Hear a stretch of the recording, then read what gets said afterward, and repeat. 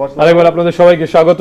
আমরা আমাদের আলোচনার একদম শেষ পর্বে। এবার আমি একটু আগে কৃষাণুর কাছে শুনছিলাম, কৃষাণুর আবেগময় বক্তব্য, যে যদি এটাকে পলিটিক্যালি কি বলবো ফেব্রিকেটেড যদি বলা হয়, তাহলে এটা কি বলা হচ্ছে না যে সমস্ত রাজনৈতিক দলকে ডাকা হয়েছে, সর্বদলীয় বৈঠক হয়েছে এবং সেখান থেকে বেরিয়ে সবাই এই সরকারের পাশে, এই পদক্ষেপে পাশে আছেন বলে জানিয়েছেন রাহুল।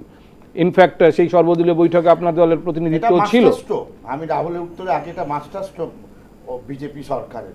রাহুল গান্ধী, এই রাহুল না, ওই রাহুল গান্ধী বলতে বাধ্য হয়েছেন যে 2.5 বছরে তার মতো করে, যেটাই প্রধানমন্ত্রীর মতো কাজ, বলে এটা master stroke of BJP led government, military action, then gain all support from all political party. আপনি তো রাজনৈতিক কারণে ওটা অপোজিশনে যাবে না, ভোট আছে। না না না, কিন্তু সুজাত দা, this is not the first time. না না না, দিস ইজ নট ফার্স্ট। কিছুদিন আগে আপনি যে কাশ্মীরের কথা বললেন না সুজাত দা, কাশ্মীরেও যখন পরিস্থিতি মানে তথাকথিতভাবে নতুন করে ঘোলাটে করার চেষ্টা হচ্ছিল এক তরফ থেকে, তখন কিন্তু তখনও কেন্দ্র সরকার সর্বদলীয় প্রতিনিধি দল পাঠিয়েছিলেন, সবকটা দলের প্রতিনিধিদের সেখানকার তথাকথিত বিচ্ছিন্ন। না না, কিন্তু সরকারের আন্তরিক প্রচেষ্টা ছিল হুরিয়াতদের সাথে অন্যদের সাথে আলোচনা করে, হুরিয়াতদের কাছেই কথা বলতে, তারা কথা বলতে চায়নি, দরজা খোলেননি। ওরা গেলে কোনো না না, কিন্তু আমি বক্তব্য বলছি যারা যারা যারাই বক্তব্য এর আগে গেছিলেন, বাকি সবাই না না, তাদেরকে ওটাই বলা হয়েছিল যে না, আনঅফিশিয়ালি গিয়ে আপনারা যাতে পরবর্তীকালে অফিশিয়ালি কথা বলে সেটার জন্য দেখুন। সেটা না, আমি না না, আমি না না, আজকে আমি যে প্রশ্নটা করেছিলাম যে দেশপ্রেমও কি এখন পলিটিক্যালি ব্যবহার হচ্ছে।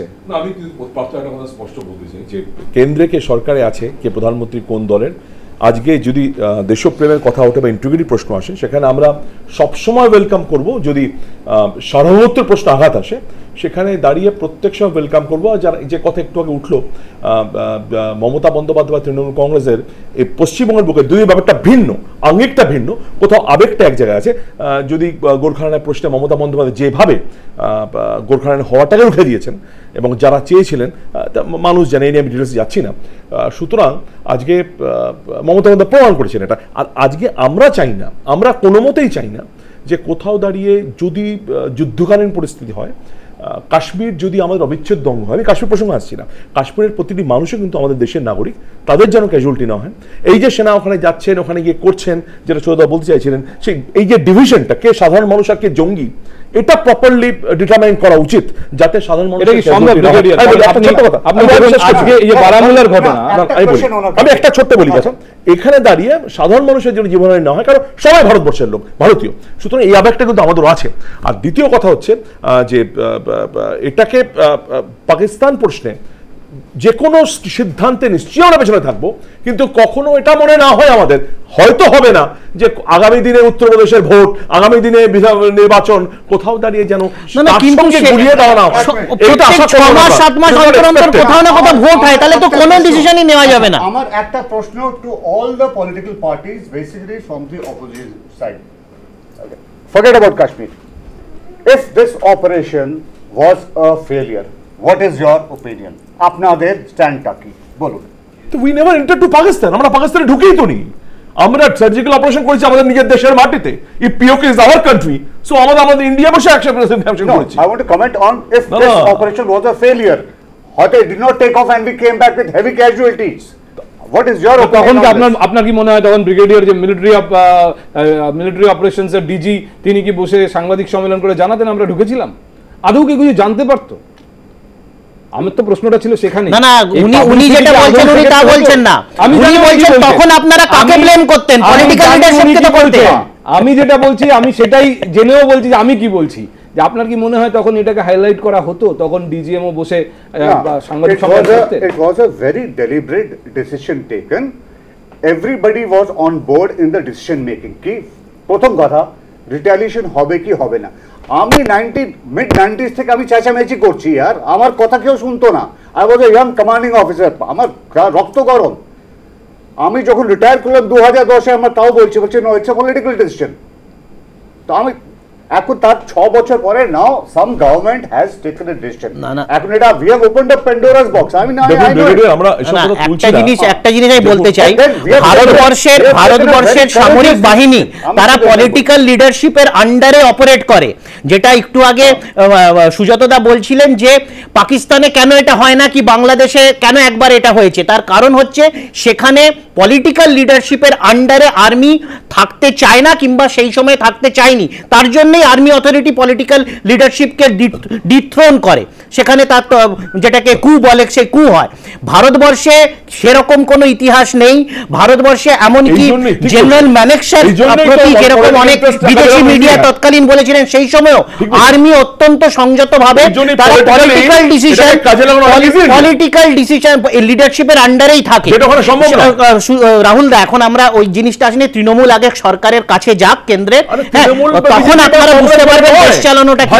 এটা দেশের আপনি রাজ্য যেভাবে চালাচ্ছেন সেই দিকে আমি দু তিনটে কথা এখানে আগে আলোচনায় এসছে আমি বলে দিই। একটা হচ্ছে কাশ্মীর এবং বালুচিস্তানের কথা এসছে এখানে।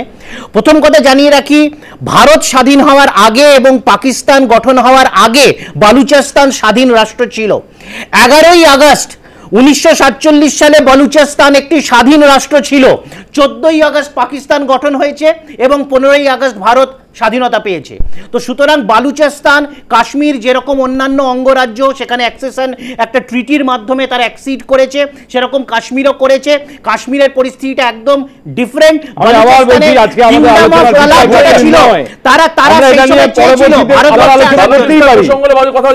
আমি যেটা চাইছি আজকে বালুচিস্তান পলিটিক্যাল কারণে, কাশ্মীরটা অস্বীকার করো পলিটিক্যাল কারণ। না না, তাহলে ইস্ট পাকিস্তানটা কি?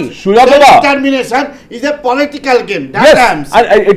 এটাই আমাদের দুর্ভাগ্য হবে যদি এটা পলিটিক্যালি মোটিভেটেড। কেন যেটা বললো, আমাদের দুর্ভাগ্য হবে যদি এটার সাথে ইন্টারনাল রাজনীতিকে জড়িয়ে দেওয়া হয় বা আগামী দিনে বিধানসভা নির্বাচনকে জড়িয়ে দেওয়া হয়, এটা আমাদের না। কিন্তু পাকিস্তানের যে দাবি উঠেছিল, পাকিস্তানের দাবিটা কিন্তু বালুচিস্তান লোক কি পাঞ্জাবের লোক কি কাশ্মীরের লোক কিংবা সিন্ধের লোকেরা তারা কেউ পাকিস্তানের পক্ষে মুসলিম লীগকে ভোট দেয়নি।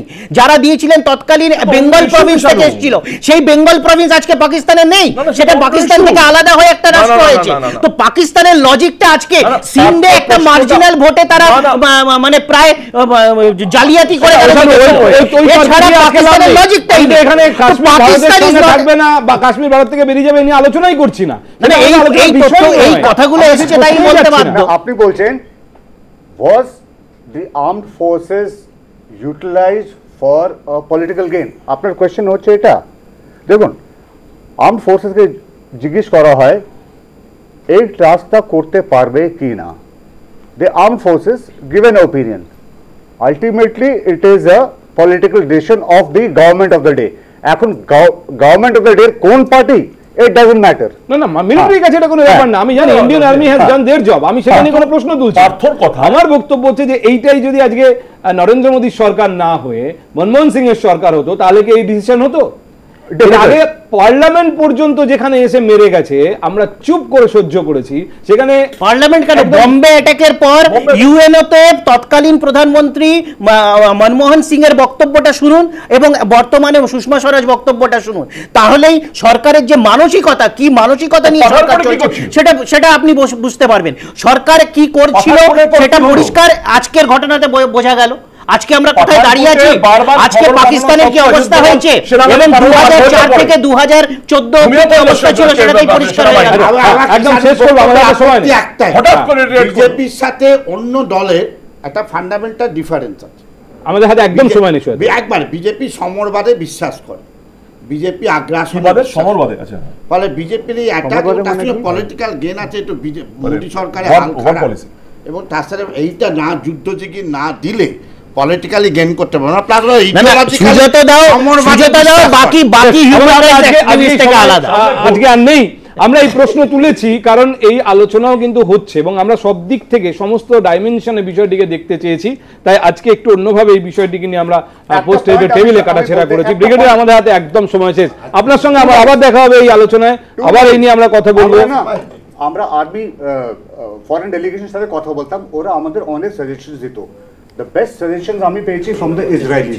তোমরা বসে বসে মার খাচ্ছ, বেশ, আমরা জানি এই নিয়ে আলোচনা সুযোগ আরো থাকবে, এই পরিস্থিতি আগে কোন দিকে যাবে আমাদের নজর থাকবে। রাহুল, ব্রিগেডিয়ার সুজাত বাবু, কৃষাণু, অনেক ধন্যবাদ আজকে আমাদের সময় দেওয়ার জন্য। ধন্যবাদ আপনাদেরও। দেখছিলেন আজকের পোস্ট এডিট, দেখতে থাকুন নিউজ টাইম।